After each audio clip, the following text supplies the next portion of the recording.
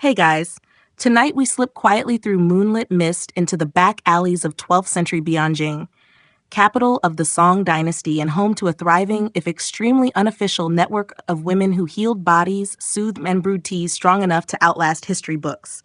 You'll duck beneath red lanterns and the sharp scent of dried ginger, guided by whispers, not signs, because here, the doctors don't hang plaques.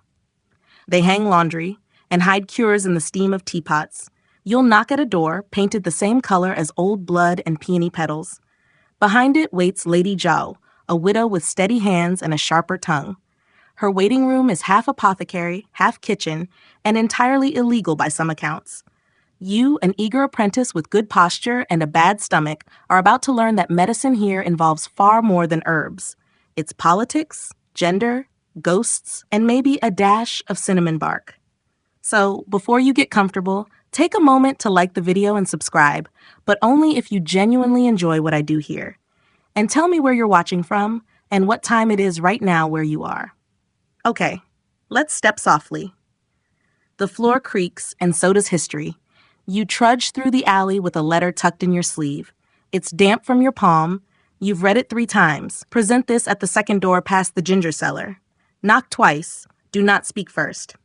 You're not sure if this is a doctor's office or a cult, but your aunt insists Lady Zhao saved her gallbladder, which apparently she keeps in a jar. The door opens before you knock. You're met with the scent of orange peel and boiled roots. A woman in her 50s peers at you, hair slicked back, eyebrows like calligraphy strokes, sleeves rolled up past her elbows. She nods once and vanishes inside. You follow her into a room lined with scrolls, porcelain jars, and wooden drawers so numerous they look like they've never been opened in the same order twice. A kettle hisses quietly in the corner. She points to a stool. "You're the one from the ant with that loud spleen?" You blink. "Loud?" Lady Zhao shrugs. "She farts when she lies. Sit." Over the next hour, you learn her language. It's a mix of clinical terms and gossip, Taoist metaphors, and blunt assessments of people's feet. She treats a rice merchant with chest tightness using a syrup that smells like plum pits and regret. She boils a paste for an anxious widow that includes jujube dates and a long lecture on not marrying poets. You mostly chop things. Ginger, rhubarb, licorice root. Your hands sting and your eyes water, but you don't complain. Because around midnight, she lets you sip from her own cup. It's a tea she calls clear mind, quiet stomach. It tastes like everything you wish your dreams smelled like: calm soil, sleepy citrus, the soft hum of leaves. Most people think women in our trade only treat childbirth or headaches, she says, watching you from behind steam. But I've calmed a general's nerves before battle, and once I helped a concubine fake death. Twice, actually. Did she recover, you ask, feeling the tea uncurl something in your chest. She lives in Suzhou now. Sells dumplings, not very good ones. This is the world you've entered, one where medicine lives in teapots and politics hides in the labels, where being a woman doctor means slipping through cracks, soothing fevers, and sometimes faking a patient's death with a carefully timed nap. You go home with a headache and a sense that you've just stepped into history's sleeve, stitched shut at both ends, but still warm. The next morning, you return to Lady Zhao's house before the roosters even consider their day jobs. The mist hangs low over the rooftops, and the city is still chewing on its own silence. Inside, the kettle is already boiling. "You're late," she says, without turning. It's unclear whether this is true or simply part of your medical initiation.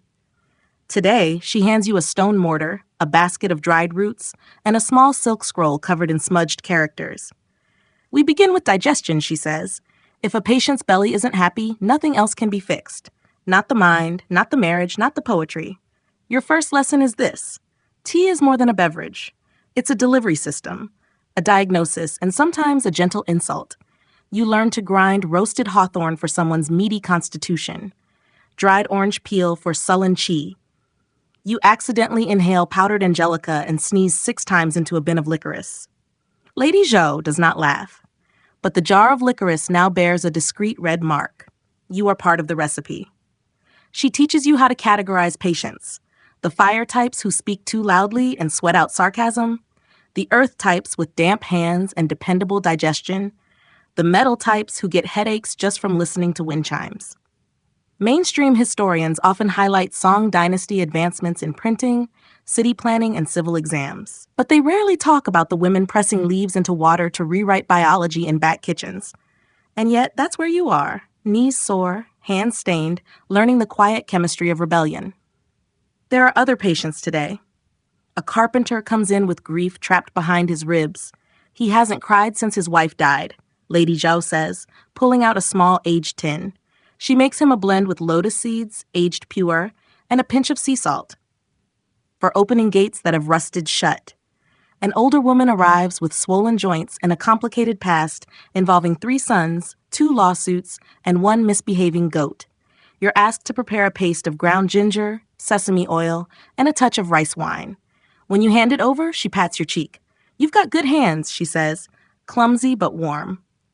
Midway through the day, a courier arrives, a silk-wrapped letter from another healer across the river. Lady Zhou reads it aloud with her mouth full of pickled plum. A magistrate's concubine has developed episodes. Shaking, sobbing, prophetic dreams. Zhou sighs. Likely menopause, possibly prophecy. Will send her tea either way. You're beginning to understand that song medicine, especially the female tradition, is as much metaphor as method. That's not to say it lacks rigor. Zhou tests everything: the patient's pulse, the warmth of their breath, even their laugh. Some people, she says, laugh with their gallbladder, others with their bladder. You learn to hear the difference. And you're beginning to notice something else. The women who come here stay longer than necessary. They sip their tea slowly, they gossip, they cry. Some leave pressed flowers between the pages of medical books. One leaves a hairpin on the shelf. It feels like they're offering pieces of themselves in exchange for not just healing, but memory. By late evening, your sleeves are soaked in decoction drips, and your head smells like 10 types of root. You're writing a label, tea for liver wind and marital fatigue, when Lady Zhao nudges you aside. "Watch," she says. "This next part is important." She places a teacup on a lacquer tray, adjusts the tilt, adds a folded cloth beneath it to absorb future tears. Then she opens a jar labeled only with the character for quiet. "This blend," she says, "was first made for a calligrapher's wife who could no longer speak. Her husband believed she'd lost her voice. But her voice, it turned out, had simply grown tired of him. The ingredients are simple: chrysanthemum, oolong, ground juji pit. But when steeped together, they smell like a poem you almost remember." You serve the tea to a young scholar's mother who hasn't slept in 3 weeks. As she drinks, her shoulders lower. Her jaw softens. She closes her eyes, and the room exhales with her. Brewing is easy, Zhou says. Healing is mostly knowing what silence to serve. You're 3 weeks into your apprenticeship when you first meet a patient you're not allowed to see. She arrives just after sundown, escorted by 2 men with gold-trimmed sleeves and poor posture. One waits outside. The other enters, clears his throat, and announces in a tone too loud for the room, "The lady is unwell. The family has concerns about her balance." Balance, you quickly learn, is a euphemism of the highest order. Lady Zhao doesn't blink. She merely nods, gestures toward the curtain partition, and says, "She may enter." And she does, but not fully. She takes her place behind the silk screen that separates the consultation area from the rest of the room. You hear only the swish of silk, the clink of jade jewelry, and her breathing, delicate, controlled, like a performance. Lady Zhao sits opposite the screen, adjusts her robes, and begins the diagnosis. You're instructed to stay quiet and write things down, though what exactly you're supposed to record is anyone's guess. No pulse is taken, no eyes are examined. The diagnosis relies entirely on voice, scent, and tone, a ritual both clinical and poetic. "How long have you felt the floating sensation?" Zhou asks. "Since early spring," replies the woman behind the screen. Her voice is light, unhurried, sometimes after dreams. "Do the dreams carry fragrance? Sometimes sandalwood, sometimes winter plum." Zhou nods slightly. "Plum can be grief. Sandalwood is more complicated." You glance down at your notes. You've written plum equals grief, sandalwood equals, and underlined the question 3 times. What follows is a conversation built like a lattice. The lady speaks in metaphors. Her heart is a migrating bird. Her thoughts are tangled threads. Zhou responds in kind, gently teasing meaning from metaphor, symptoms from poetry. This is what you're here to learn: how women were diagnosed without exposure, how medicine passed through layers of fabric, propriety, and poetry. Mainstream history tells us that female doctors in Song China mostly served other women, especially those of high rank, for whom modesty overrode medical clarity. What's less well known is how entire systems of diagnosis evolved to accommodate that restriction. Historians still argue whether these screen consultations were effective, Zhao says later when the lady has left, her attendants jingling like minor deities. But sometimes the screen helps. People say more when they think they're hidden. You learn to listen closely, not just to words, but to the pauses between them, the slight catch in a syllable, the way someone breathes when describing their symptoms. Some women say they feel light when they really mean they feel untethered. Others say they are numb, but what they describe is more like rage folded into the body like bad stitching. One woman, a merchant's wife, comes in complaining of cloudy thoughts. Her hands tremble as she talks about the shop's debts, her sick child, her husband's bad luck. Joe listens, then prescribes a tea of skullcap, cinnamon twig, and a single dried pear petal. Why the pear petal, you ask later. She needed sweetness, Zhao replies, but not too much. Pears are cooling. Sorrow runs hot. There's an art to this that feels less like medicine and more like music theory. Diagnosing through a curtain requires tuning your entire body to sound. You begin to hear it too, how grief makes a woman's words tilt downward, how shame pinches the edges of her laughter. One evening, Zhou lets you take the lead. The patient is 17, newly married, and already tired. She speaks softly about chest heaviness and cold limbs. You offer a simple chamomile blend. She's not cold. Joe says, once the girl has gone, she's lonely. Next time, add ginger. Loneliness needs warmth. And sometimes, behind those screens, truth peeks out in the strangest ways. Like the noble woman who comes in with a tight throat but asks 10 questions about pregnancy loss before mentioning her own name. Or the servant girl whose itchy skin only flares when she's asked to sing at night. And one woman, older than the others, who sits behind the screen and says nothing at all. Just breathes, shallow and regular. Joe doesn't push. She hands her a small jar of jasmine balm and says, rub this on your chest every morning. Speak only when you feel like yourself again. The woman takes it and leaves without a word. That night, as you scrub bowls and grind cloves, Joe muses aloud, sometimes I think we cure things before they happen. That's our gift. You nod, not quite sure if she's right, but certain it's beautiful. There's a knock at the door, just before the sun has committed to rising. You're still half asleep, your hands sticky with the remnants of dried date paste, when Lady Joe quietly says, today you're coming with me. The streets are barely awake. Only the fishmongers and widows are out this early, and you follow her past the merchant lanes, past the tea stalls, deeper into the district where the soot clings to stone.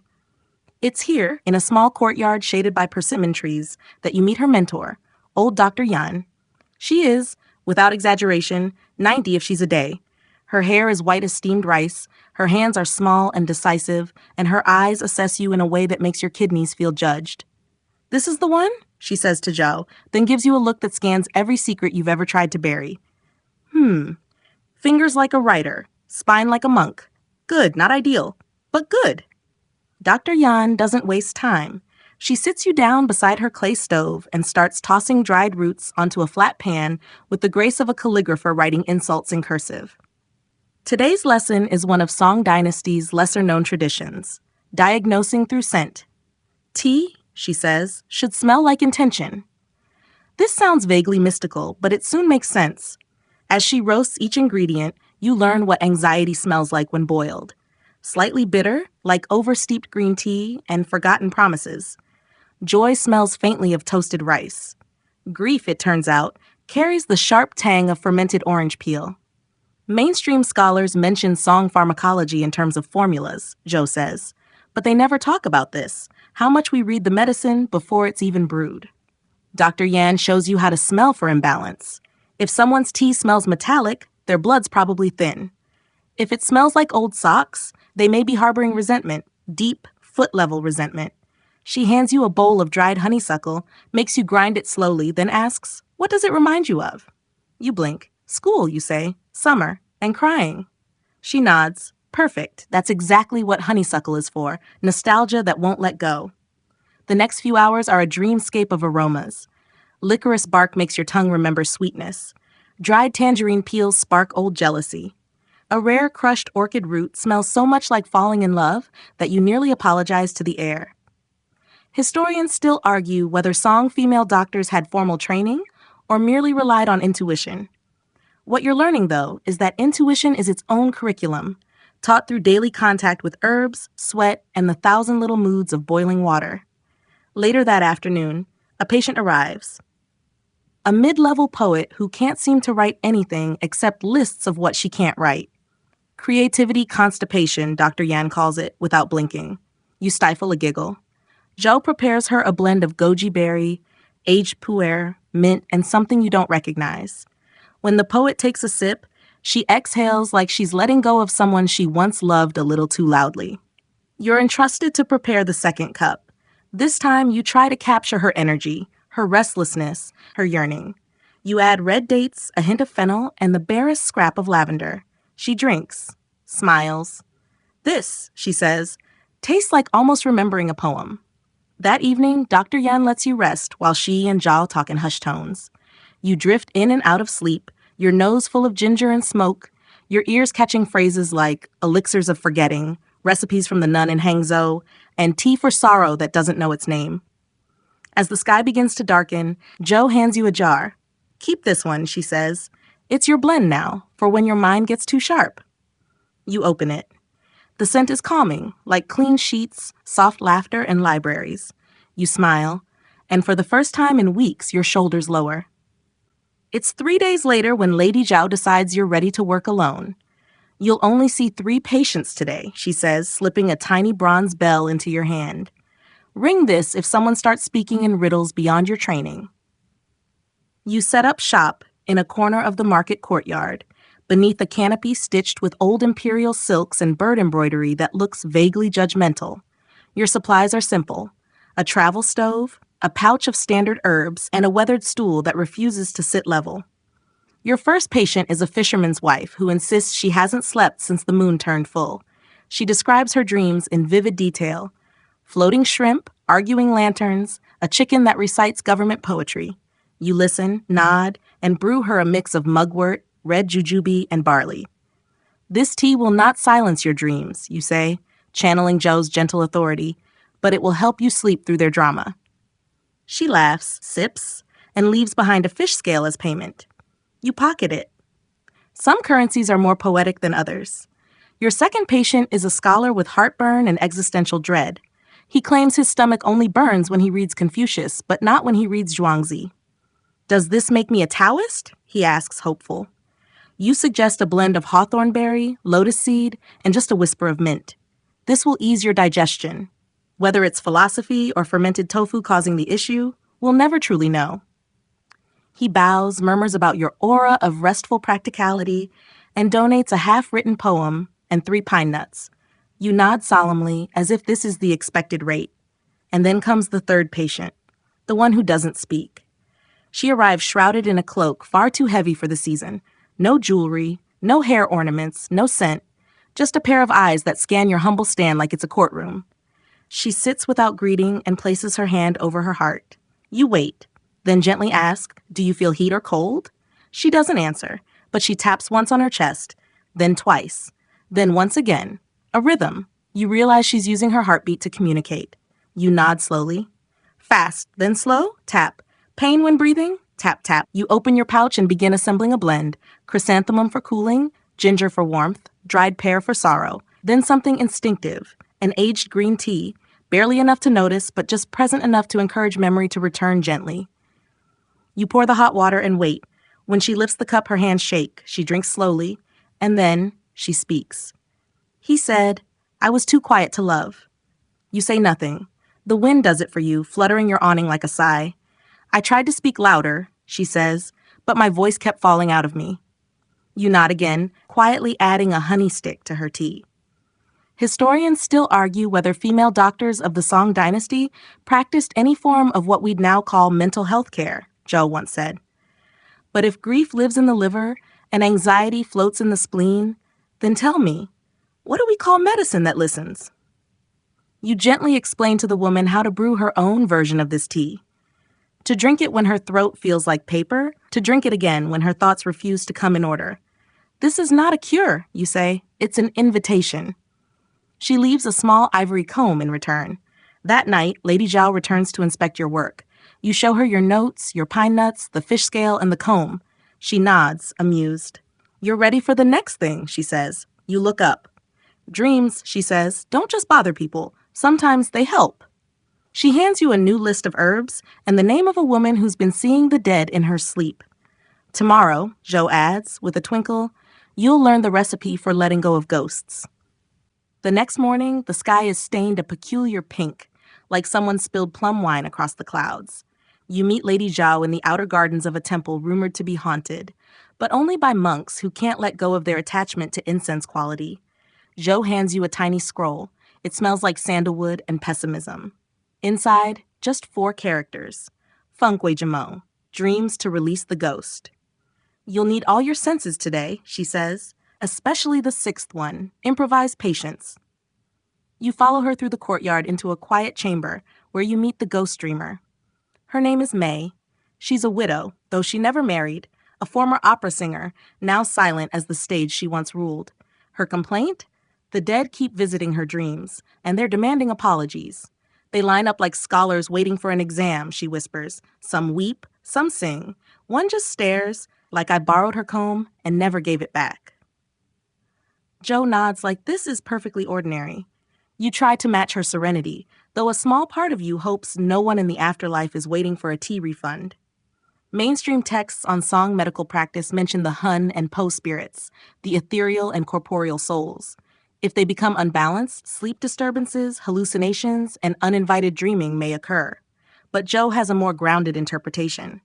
Sometimes, she says, dreams are the body trying to do admin for the soul. She tasks you with preparing a releasing tea. Not to banish spirits, no one's that arrogant, but to soften the dreamer's resistance. You choose a base of fermented lotus leaf, used in old Taoist rituals to ease transitions. Add lily bulb, longan fruit, and a hint of smoked plum.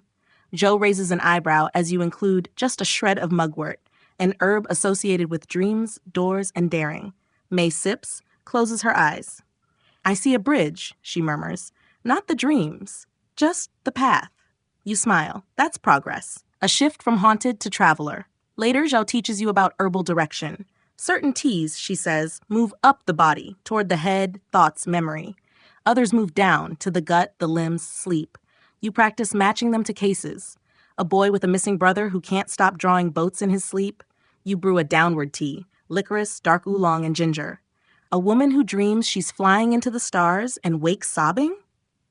She gets an upward blend, ginseng, chrysanthemum, and the rind of a sweet orange that only grows in southern riverside provinces. Historians still argue whether female healers worked in collaboration with Taoist dream masters, or whether their knowledge simply overlapped due to shared oral traditions. But Zhou shrugs off these debates. What matters, she says, is not where the wisdom came from. It's whether the patient breathes easier after the 3rd cup. That night, you assist May through a final dream ritual. You draw symbols in the air using steam from a tea bowl, one for sorrow, one for closure, one for awkward apologies between realms. May drinks slowly. This one, she says, tastes like goodbye without guilt. She smiles, hums an old opera phrase, and goes to sleep without complaint for the first time in many moons. Zhou lights a lantern and turns to you. Now you know how to treat ghosts, she says. Next, let's talk about women who refuse to become them. You look confused. Midwifery, she says, stretching. Birth. Blood. The wild tea we brew to bargain with both life and death. You don't sleep that night. It's not fear, just an unsettled awe, the kind that hums in your bones when someone casually says, tomorrow, we assist in a birth. Lady Zhou leads you down winding alleys to a home marked with red paper charms and the faint smell of ginger boiling somewhere nearby. Inside, it's dim and warm, and the air feels thick with anticipation. There's chanting in a back room, low, rhythmic, and somehow louder than the silence between contractions. The mother, Li Hua, is already deep in labor. Her hair clings to her cheeks, her eyes shift between worlds, and she's gripping a piece of bamboo so hard you expect it to splinter. You kneel beside Zhao, who's calmly preparing what looks like a tea ceremony with far higher stakes. Midwives of the Song Dynasty, she murmurs, were herbalists, surgeons, and sometimes accused of witchcraft. Depends who survived. You manage a laugh, shaky. There's no written chart, no official diagnosis, just observation. Pulse, breath, the tilt of the hips, the color of the lips. Joe prepares a brew of red date, dangai, Chinese angelica, and peony root. This, she explains, helps with chi flow and blood harmony. You're tasked with crushing fresh ginger and grinding it with dried raspberry leaves. This is for after, Joe says. Recovery tea. Sweet, warm, forgiving. The labor intensifies. Li Hua cries out, once, then again. Her husband is outside, pacing like a man learning to walk for the first time. He's not allowed in. Tradition dictates that birth like tea must be brewed by women only. Historians still debate how widespread female-only birthing teams were in urban song cities. Some records suggest they were common. Others imply they worked in secret, passing down knowledge by whisper rather than record. But today, in this small room filled with steam and soft cloth, it's clear. The women are in charge. Joe hands you a small jar of something dark and sticky, black sesame paste infused with shudi huang, Romania root. If she weakens, Joe says, feed her a spoonful. It tells the body it's still allowed to be strong. You sit beside Li Hua, hold her hand as her contractions return like tides, and time disappears. Then suddenly, crying, piercing, wet, indignant. A baby, red as a hawthorn fruit, is born into warm towels and whispered blessings. Joe checks the placenta like an archivist reading a sacred text. All is well. You help clean, brew a postpartum tea, and prepare a rice porridge with goji berries and dried longan. The mother drinks it slowly, her eyes already closing. The baby sleeps against her chest like a small secret. You step outside into the gray morning light, where Joe finally exhales and says, "You did well. Not fainting counts as excellent." You both sit, legs stretched out, sipping leftover tea and listening to a rooster who clearly missed his cue by 3 hours. Zhao then tells you about the 3 forbidden leaves, herbs that were once used carefully to help women whose pregnancies endangered their lives. There are no scrolls about them, she says softly, just memories passed down, used rarely, with tears, and always with tea. You understand, the Song Dynasty was not always kind. Sometimes, even in healing, there were difficult choices. You ask what they were. She doesn't answer, just places your hand on your pouch of herbs and says, "If the day ever comes, you'll know." The sun rises unhurried. You sit there, sipping rice tea with someone who's seen both ends of life held in the same breath. That evening, she gives you a gift, a small pouch stitched with the character for peace and filled with one perfect lotus seed. For your own child, she says. Someday, or just for a stew, life rarely announces which. Days blur into weeks. You find yourself moving through Hangzhou's city edges like a shadow wrapped in steam. A tea satchel always on your hip, your nose now trained to detect 7 types of drying bark just by scent. Lady Zhou announces one morning, without warning, "You're ready to meet the magistrate's cousin." You blink. She thinks she's turning into a turtle. Ah, of course. The magistrate's residence is tiled in green ceramic and echoes with a sort of elegant discomfort. Courtiers shuffle, attendants glare. Someone sneezes apologetically. You're led to the cousin's chamber, Lady Jin, a woman of regal posture who refuses to speak unless she's sitting in water. She bathes in a clay basin and insists on being fed seaweed, whispers the servant, mortified. Zhao just hums. Could be spleen dampness. Could be heartbreak. Could be too many Confucian poetry readings near a koi pond. Your task, evaluate her pulse without offending her dignity or her new aquatic preferences. You kneel beside the basin. Lady Shin eyes you.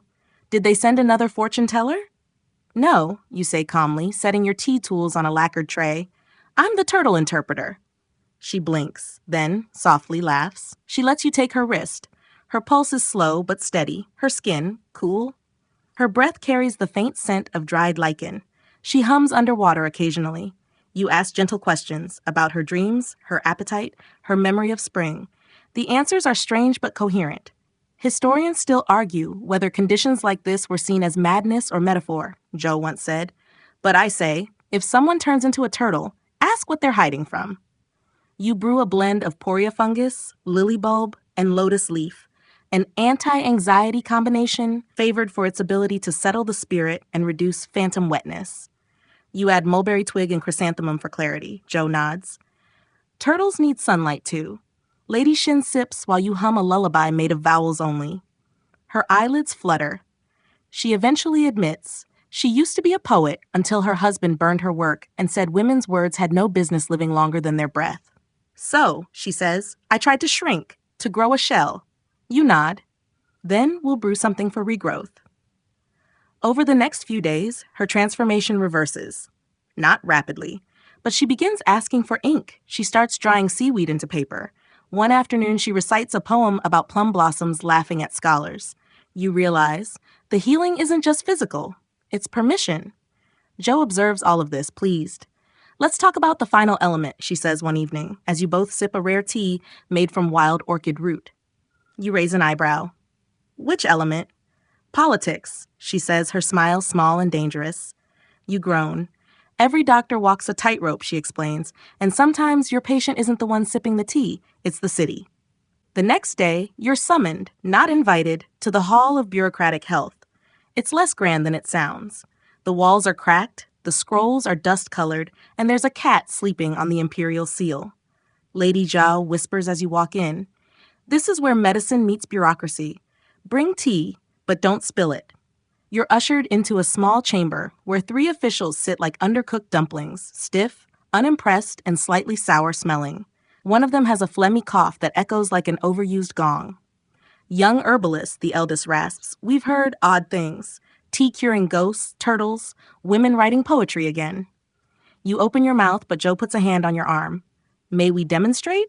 She says calmly. The officials squint. Then one of them, the youngest, nods, clearly curious or maybe just bored of the cat. Your patient today is not a person. It's a city plagued by insomnia. People can't sleep. Markets run at midnight. Scholars rant in alleys. Tea houses open before the roosters, and no one knows why. Joe hands you a scroll of Song Dynasty population data, then a herbal trade manifest, then, oddly, a moon calendar. Begin, she says. So you do. You explain how over-importation of stimulating herbs like mahuang, ephedra, and too much ginseng in seasonal tonics may have overcharged the population's collective qi. Too much upward energy, you say, pouring a blend of mulberry bark and ziziphus seed. No descent. No exhale. The second official coughs again, loudly. Joe, smiling sweetly, brews him a blend of pear skin, apricot kernel, and a pinch of aged pu'er. For the lungs, she says, and for public speaking fatigue. The room softens. Then you introduce the Night Quiet Tea, a mix based on an obscure text from the Imperial Medical Bureau. It combines sour jujube, magnolia bark, and roasted barley. Barley? The third official sniffs. For sleep? It grounds dreams, you reply. Makes them heavy, like guilt but herbal. Historians still argue whether tea prescriptions were actually administered at the city level or just in courtly legend. But today, your job isn't to win a debate. It's to make sure these 3 sleep for once and stop drafting midnight edicts banning cats in bathhouses. You serve each man a custom tea, watch them sip, then leave them in their stupor, and sit eyes blinking slower than the candles around them. Outside, Joe exhales. You did well. You fed their egos and drained their heat. That's diplomacy. You ask, but what if tea can't fix it? She shrugs. Then we try soup. That night, you sit on a rooftop watching the city exhale. A little. One of the temples finally dims its lanterns. You hear less coughing, fewer drunken arguments about Confucian ethics. The cat on the seal even stretches. Joe passes you a cup of something new, rich, thick, oddly salty. What's this, you ask? Seaweed bone broth with dried fig and goji. You've earned real food. You sip. It tastes like rest. You feel your shoulders drop for the first time in weeks. You've nearly completed the circle, she says softly. One final lesson. You raise your brow. She smiles. Legacy. Return to Zhao's home to find the front room changed. The scrolls have been rearranged, the old herbs cataloged into labeled clay jars, and in the center sits a large empty book. Blank pages, hand-stitched binding, the faint smell of mulberry paper. This, she says, tapping the cover, is your task now. You blink. You want me to, right? She nods. There's no immortality in tea, but there is in ink. You sit beside the book, hands slightly shaking, but I don't know enough.